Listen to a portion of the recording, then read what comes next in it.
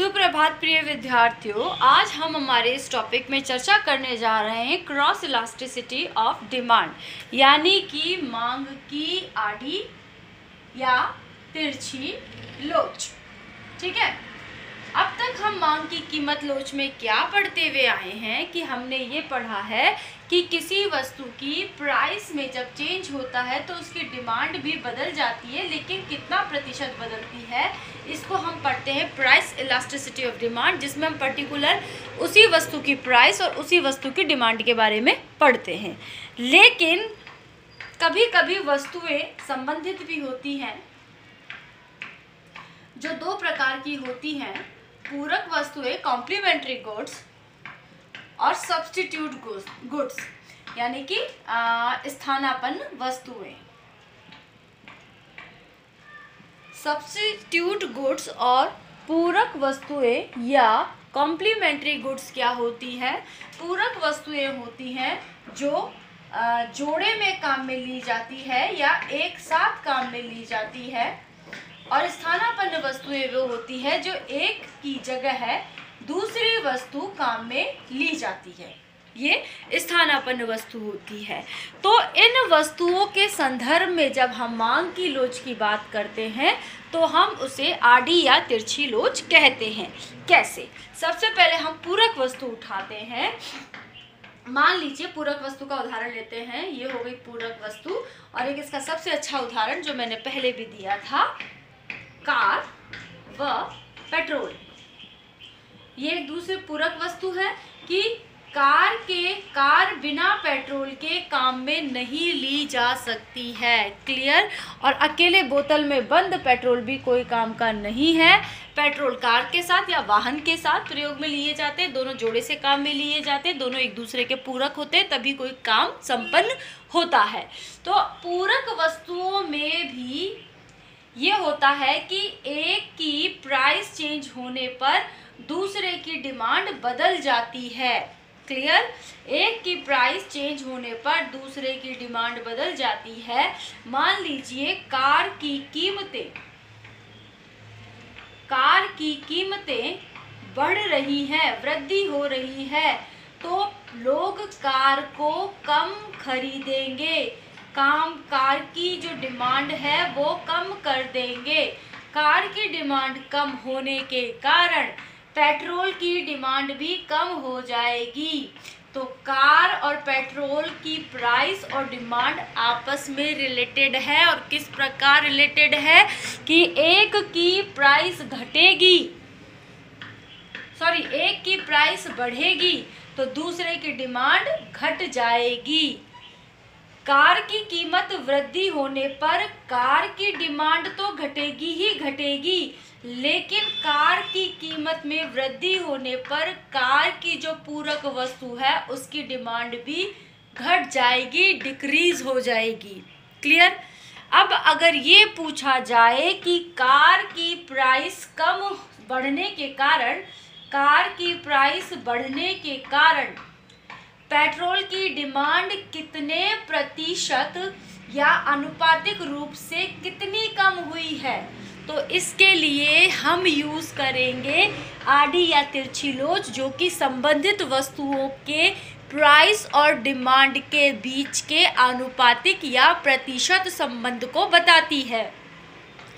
अगर वस्तु पूरक है तो जो प्राइस इलास्टिसिटी है, क्रॉस इलास्टिसिटी है डिमांड की, वो ये बताएगी कि कार की कीमत में वृद्धि होने पर पेट्रोल की डिमांड कितने प्रतिशत घट गई, या कार की कीमत घटने पर पेट्रोल की डिमांड कितने प्रतिशत बढ़ गई है। क्यों? क्योंकि जब कार की कीमत घटेगी लोग कार की डिमांड बहुत ज़्यादा करेंगे, और कार की डिमांड बहुत ज़्यादा होगी तो कार पानी से नहीं चलती है, पेट्रोल से चलती है, तो पेट्रोल की डिमांड भी बढ़ जाएगी। तो क्लियरली हम क्या लिखते हैं? देखिए, इसका मतलब ये हुआ कार की कीमत घटेगी तो कार की मांग बढ़ेगी, साथ ही पेट्रोल की मांग भी बढ़ेगी। ठीक है,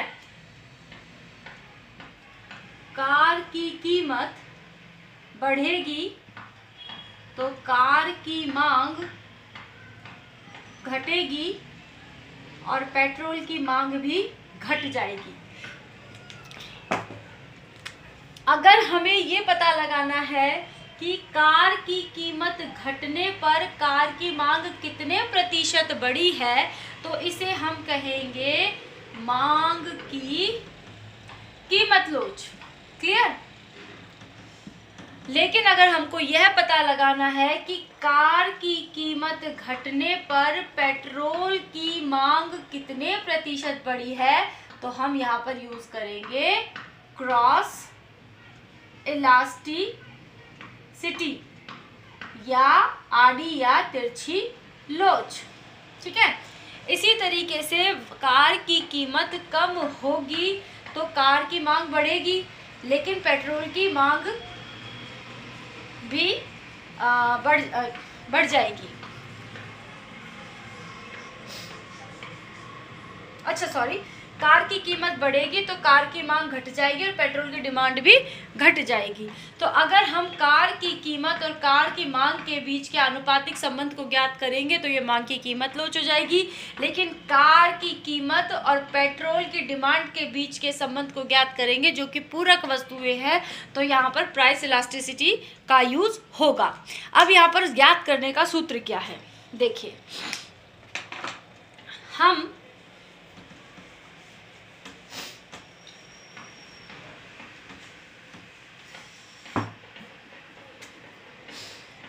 जानते हैं इलास्टिसिटी ऑफ डिमांड का सूत्र क्या है, डेल्टा डी बटे डेल्टा पी गुणा पी बाय डी।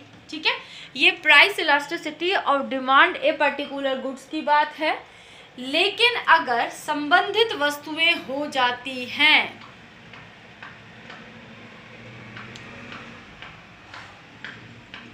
कार व पेट्रोल, ठीक है, तो इसको हम कैसे लिखेंगे, तो यहाँ पे हम थोड़ा सा चेंजेस कर देंगे। Price elasticity of demand cross elasticity है, तो यहाँ पे कार और पेट्रोल आ गया।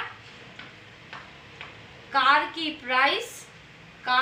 प्राइस पेट्रोल की डिमांड, पेट्रोल की डिमांड, सिर्फ इतना सा चेंजेस आएगा, सूत्र वही लगेगा। बस वहां पर हम क्या करते थे, एक्स की प्राइस एक्स की डिमांड लेते थे। यहाँ पर संबंधित वस्तुएं हैं, दो वस्तुएं हैं, तो एक की प्राइस लेंगे और एक की डिमांड लेंगे। आई थिंक ये क्लियर हो गया है।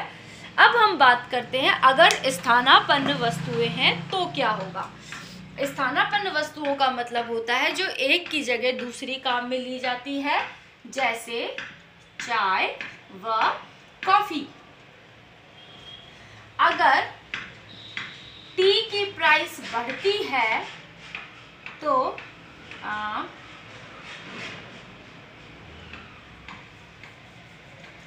अगर प्राइस ऑफ टी बढ़ती है तो डिमांड ऑफ टी घट जाएगी, ये मांग का रूल है। लेकिन चाय की कीमत बढ़ने से लोग कॉफी को ज्यादा प्रेफर करेंगे, तो क्या होगा, डिमांड ऑफ कॉफी क्या होगी, बढ़ जाएगी। तो प्राइस टी की डिमांड आपस में एक वस्तु की बात कर रहे हैं हम, तो यहाँ पर तो बात करेंगे प्राइस इलास्टिसिटी। लेकिन अगर हमें बात करनी हो कि चाय की कीमत बढ़ने के कारण लोगों ने चाय पीना कम कर दिया है, उसकी डिमांड कम कर दी है, तो अब जो लोग कॉफ़ी पीना ज़्यादा शुरू करेंगे तो डिमांड ऑफ कॉफ़ी पे क्या प्रभाव पड़ा। मैंने पहले भी बताया है, जब संबंधित वस्तुओं की इलास्टिसिटी की बात करते हैं तो एक की कीमत के कारण दूसरे पे क्या प्रभाव पड़ता है डिमांड पर, उसकी चर्चा करते हैं। तो अब हम यहाँ पर यह पता लगाएंगे कि चाय की कीमतों में वृद्धि होने के कारण कॉफ़ी की डिमांड कितने प्रतिशत बढ़ी है, या चाय की कीमतों में कमी होने के कारण कॉफ़ी की डिमांड कितनी घट गई है। क्योंकि जब चाय की कीमत घटेगी तो कॉफ़ी पीने वाले भी हो सकता है चाय ही पीना शुरू कर दें, तो जब हमें चाय और कॉफ़ी की प्राइस और डिमांड के बीच जो आनुपातिक संबंध है उसका पता लगाना है तो हम प्राइस इलास्टिसिटी यूज़ करेंगे। अब यहाँ पर क्या होगा, सूत्र वही यूज़ होगा लेकिन चेंजेस क्या हो जाएंगे, प्राइस ऑफ टी में बदलाव होने के कारण, टी का मतलब है चाय, टी और टी का मतलब है प्राइस, तो चाय की कीमतों में बदलाव होने के कारण कॉफ़ी की डिमांड में क्या चेंज होगा, तो इसके लिए हम इसका सूत्र का यूज़ करेंगे और यहाँ पे इलास्टिसिटी और डिमांड में सीटी लिख देंगे। तो आई थिंक आपको ये समझ में आ गया होगा कि क्रॉस इलास्टिसिटी में हम क्या देखते हैं कि संबंधित वस्तुओं की कीमतों और डिमांड के बीच में किस प्रकार का प्रतिशत या आनुपातिक संबंध है, जबकि सिंपली इलास्टिसिटी में हम क्या देखते हैं कि एक वस्तु की प्राइस और डिमांड में क्या संबंध है। अब मैं आपको दोबारा से पूरा का पूरा टॉपिक समराइज कर रही हूँ। इस टॉपिक से रिलेटेड सारे वीडियो अपलोड किए जा चुके हैं। देखिए, सबसे पहले हमने बात की मांग के नियम की।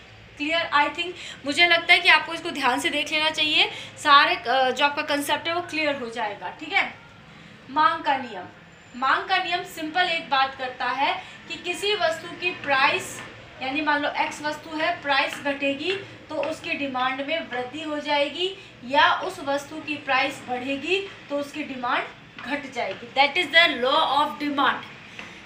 मांग का नियम सिर्फ एक चीज़ बताता है कि प्राइस के परिवर्तन से डिमांड में परिवर्तन होगा, लेकिन कितना परिवर्तन होगा यह बात मांग का नियम नहीं बताता है। इसके लिए हम चलते हैं मांग की कीमत लोच पे। मांग की कीमत लोच ये बताती है कि अगर प्राइस ऑफ एक्स घट गई है तो एक्स की डिमांड कितने प्रतिशत बढ़ी है, ये मांग की कीमत लोच बताएगी। या प्राइस ऑफ एक्स बढ़ गई है तो एक्स की डिमांड कितने प्रतिशत घट गई है, ये मांग की कीमत लोच बताएगी। ठीक है, अब मांग की कीमत लोच को ज्ञात करने का एक सूत्र है जो है elasticity of demand is equal to delta D बटे डेल्टा पी गुणा पी बटा डी। इसका मतलब है कि प्रारंभिक कीमत क्या थी, कीमतों में परिवर्तन कितना है, प्रारंभिक मांग कितनी थी, मांग में परिवर्तन कितना है, भाग लगा दो, आपस में गुणा कर दो, इलास्टिसिटी ऑफ डिमांड आ जाएगा। क्लियर, इलास्टिसिटी ऑफ डिमांड की फिर मैंने आपको श्रेणियां बताई थी,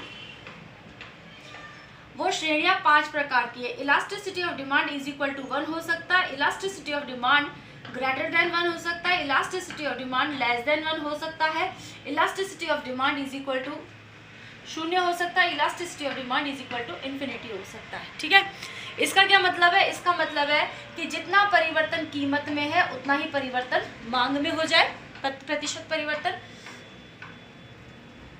इसका क्या मतलब है कि कीमतों के परिवर्तन से ज़्यादा मांग में परिवर्तन हो जाए।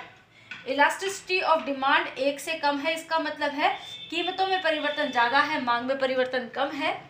इसका मतलब है कीमत में तो परिवर्तन है पर मांग में नो चेंज है।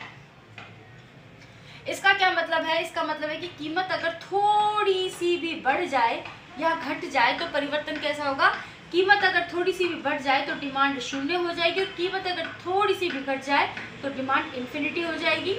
ये एक थोड़ी सी डिफरेंट थिंग है।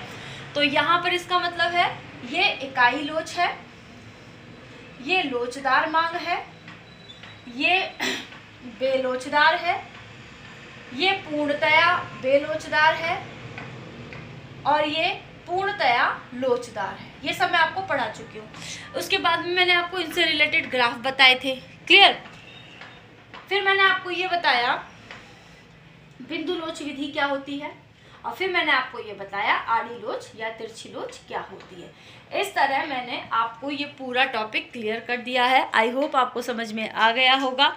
आप लोग बुक्स खरीद लीजिए, या तो नाथुराम का की खरीद लीजिए या BL ओझा की खरीद लीजिए, बुक्स पढ़िए। कुछ बच्चे ये इंतज़ार कर रहे हैं कि कब मार्केट में सीरीज़ आएंगी, तो बच्चों बिना बुक्स के आप सीरीज से अपना कोर्स कवर नहीं कर पाएंगे। अब हम अगला टॉपिक क्या लेने वाले हैं, अगला टॉपिक हम पढ़ेंगे तटस्थता वक्र विश्लेषण और उसके द्वारा उपभोक्ता का संतुलन।